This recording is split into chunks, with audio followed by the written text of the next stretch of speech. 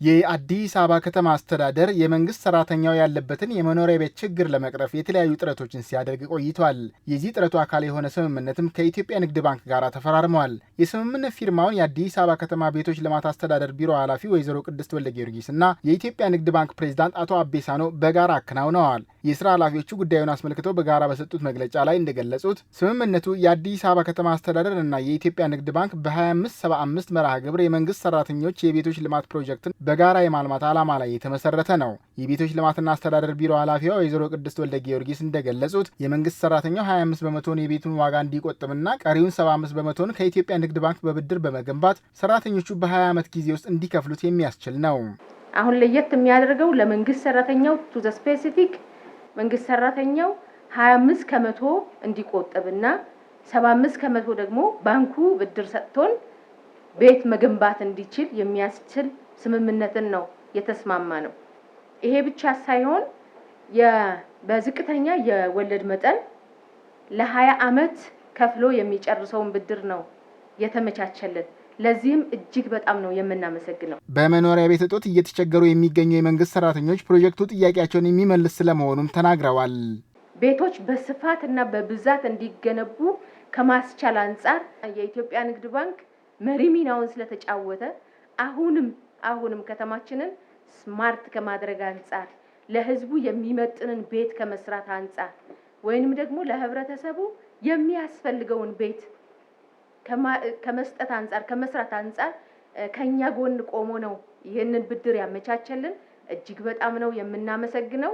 ወደ 41000 የሚሆኑ የመንግስት ሰራተኞች አሉ የሚጠብቁ። ከዚህ ግን ግንባር ቀደሙን የሚወስደው ወይንም ቀድሞ የተደራጀው የአዲስ አበባ መምህራን ማህበር ወይንም ደግሞ መምህራኖች ናቸው። ቀድመው የተደራጁት ቅድሚያ እድሉን የሚያገኙ ይሆናል። ይህንን ብስራት በዚህ አጋጣሚ እንኳን ደስ አላችሁ ብዬ ማበሰር ፈልጋለሁ። የሚገነቡት ቤቶች ለ41000 ገደማ የመንግስት ሰራተኞች ሲሆን የመሬት አቅርቦትና ተያያዥ ሁኔታዎች ከተቀላጠፉ በ3 ዓመት ጊዜ ውስጥ ግንባታውን እናጠናቀቃለን ያሉት የኢትዮጵያ ንግድ ባንክ ፕሬዝዳንት አቶ አቤሳኖ ናቸው። አንድ ኮንትራክተር ምን ያህል ፕሮጀክት ነው በአንድ ጊዜ የሚሰጠው የሚለው እየጨረሰ ወደ ሌላ ቢያልፍ ጥሩ ነው። ብዙ መሬቶች እንዲቆፍር ከመፍቀድ ብዙ ብሎኮች እያመረተ የሚሰጥ ኮንትራክተር መፍጠር ይኖርብናል። ይሄ ከሆነ እኛ 3 ዓመት ማክሲመም የግንባታ ጊዜ፣ ቤቱ ካለቀ በኋላ ደግሞ ለእያንዳንዱ ማህበርተኛ ሲተላለፍ 1 ዓመት የዋና ብድር መክፈያ የእፎይታ ጊዜ ለመስጠት ተስማምተናል። የቤት እድሉ የቅድሚያ ተጠቃሚ ለመሆን በማህበር ተደራጅተው ቅድመ ሁኔታዎችን ያሟሉት ከ23000 በላይ የከተማዋ መምህራን መሆናቸውን የአዲስ አበባ ከተማ ትምህርት ቢሮ ኃላፊ ዶክተር ዘላለም ሙላቱ በዚህ ወቅት ተናግረዋል። ከ23000 በላይ መምህራን ከ350 በላይ የሚደርሱ ማህበራት ተደራጅቶ ይሄንን ፋይናንስ የሚያደርግ የባንክ የብድር አቅርቦትን ከተለያዩ ባንኮች ጋር ከተለያዩ አበዳሪ ተቋማት ጋር ስንነጋገር መቆየታችን ይታወሳል።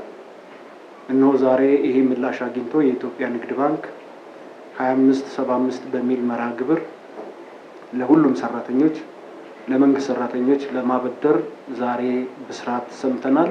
የመምህርን የቤት ፍላጎትና ጥያቄ መፍታት የትውልድን ጥያቄ መፍታት ካለባቸው ኢኮኖሚያዊና ማህበራዊ ችግር የሚያላቅቅ ትልቅ መፍትሄ ነውና መምህራን ባላቸው በአቅማቸው ልክ በተሰጣቸው እድል መሰረት ተጠቅመው ከ23000 በላይ ተደራጅተዋል። አሁንም በተለያየ አግባብ ይሄ ነገር እውን አይሆንም ብለው ያልተደራጁ መምህራኖችም ሊኖሩ ስለሚችሉ በዚሁ አጋጣሚ ያልተደራጁ መምህራኖች ካሉ በአግባቡ እንዲደራጁና ቶሎ በዚህ በብድር ስርዓት ውስጥ ገብተው የቤት ባለቤት እንዲሆኑ ጥሬን ማስተላለፍ እወዳለሁ። በሂደት ሁሉም ቤት የሌላቸው የከተማ አስተዳደሩና የፌዴራል የመንግስት ሰራተኞች መኖሪያ ቤት እድሉ ተጠቃሚ እንደሚሆኑም ተገልጿል።